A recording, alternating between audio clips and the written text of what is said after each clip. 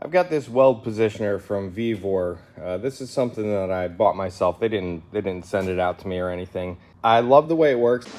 I like it a lot. But it does have one major flaw and one kind of minor flaw. The major flaw that I'm finding is the motor on it right here is a 0 to 210 RPM motor. So you really have no speed control in the low range. It goes way faster than you'd ever want to go.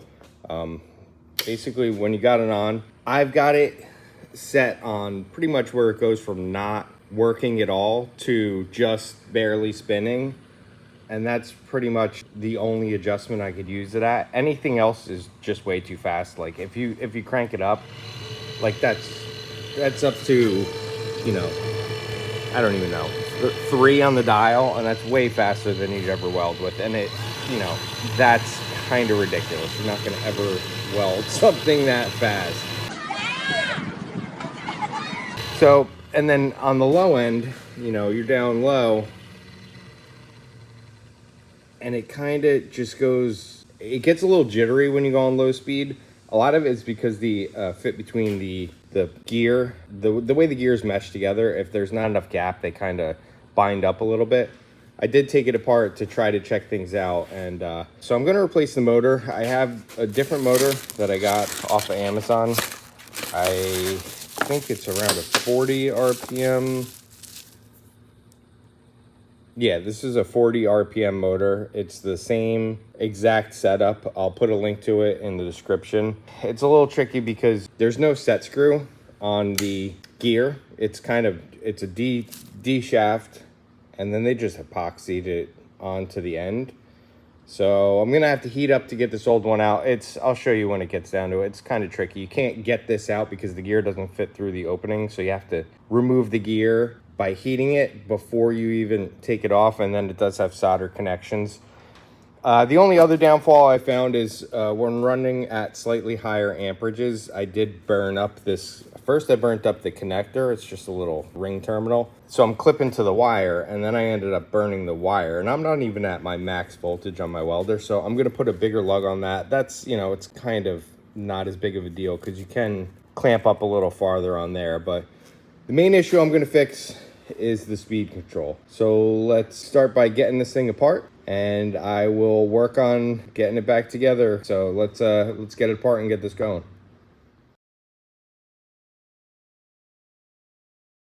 There is a little piece of weld spatter right in the screw or the Phillips drive spot. So, all right, got it. That would have sucked. So basically you're looking at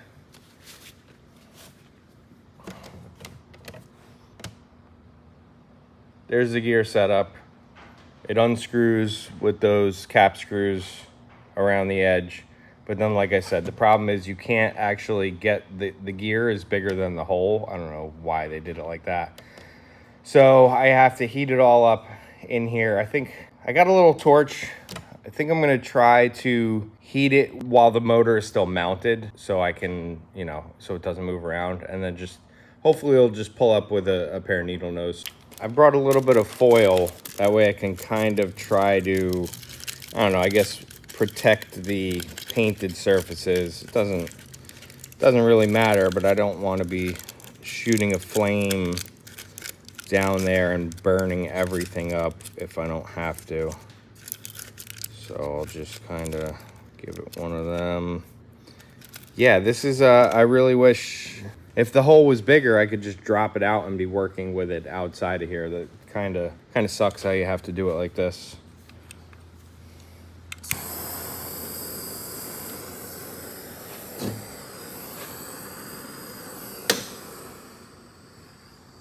There's a lot of oil on it, so it's going to kind of burn off. And I kind of scraped some of it off. There was like a little dab of epoxy on the very top of the gear. That's the only reason I knew it was epoxied in.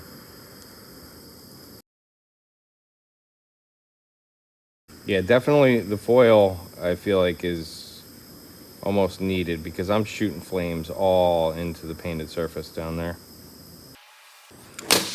Jesus Christ.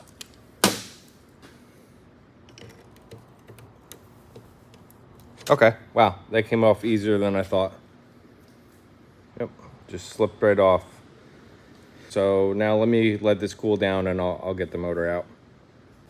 To get the cap screws out, to 2.5 mil hex key.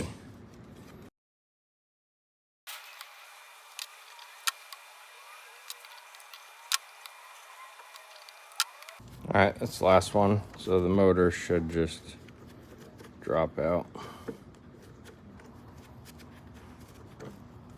Yep.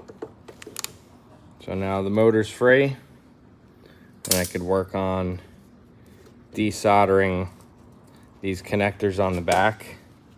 This one is marked. I'm gonna test it to make sure it rotates the same direction. Okay, there's a positive and minus marked on, well, marked on the new one, not on the, is that a minus? Nope. Yeah, I'll just test them out beforehand so I don't have it spinning in the wrong direction. It's a DC motor, so if you just switch directions, it'll spin the opposite way. On, and I want this to go clockwise. I'm guessing ground is probably the brown, but who knows.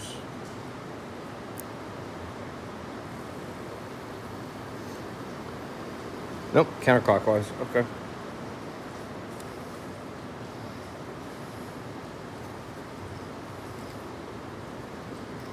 Is that brushless or is that a brush in there? I don't know. I think it's brushless. All right.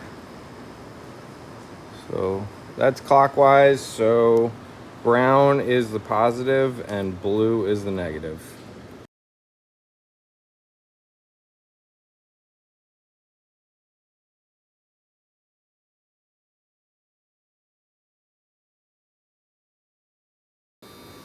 Oh, that's much better.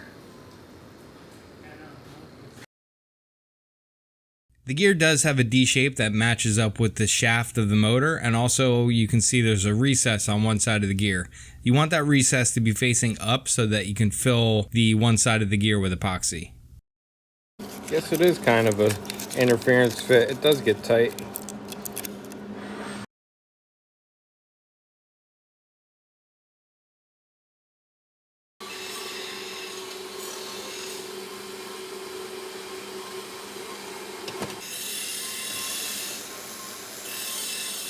What I'm doing here is, while it's still hot, I'm adjusting the height of the pinion gear so that the two faces, the top faces, are both in alignment with each other.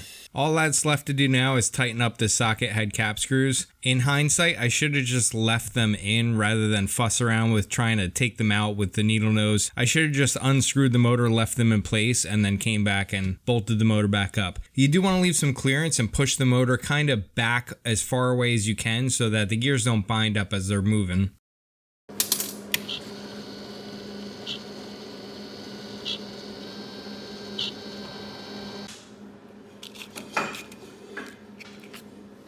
I've showed this before in other videos. I personally like to use an old sour cream lid along with a popsicle stick for mixing up my epoxy.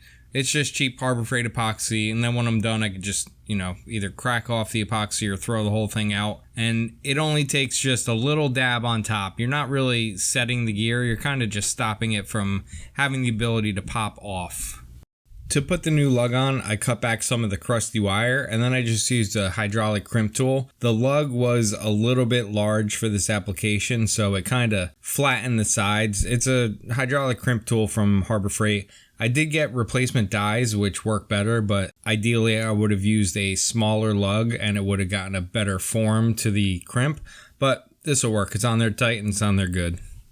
The dirt and dust on here from welding is pretty stubborn. You can see wiping it with a paper towel pretty much doesn't do anything. So I had a company called Super Clean send me out a package to try out their products. And I gotta say, it's some of my new favorite cleaning products. I'm using their foaming spray cleaner right now, and it does a really good job of getting this thing clean pretty easily.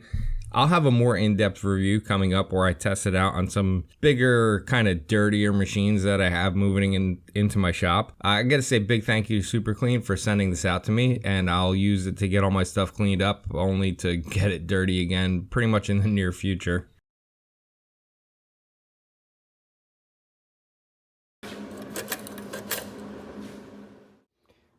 Got it all back together, and I'm pretty happy with the range of speed I'm getting out of it. You can see that I've got it at, it's around the number 3 position, and that's around a good speed for welding. But then when I go down a little bit more, I can get this thing kind of creeping, where I couldn't do that before. It would just shut off. It would go from off to on about that speed. So now I've got way more controllability on the low end.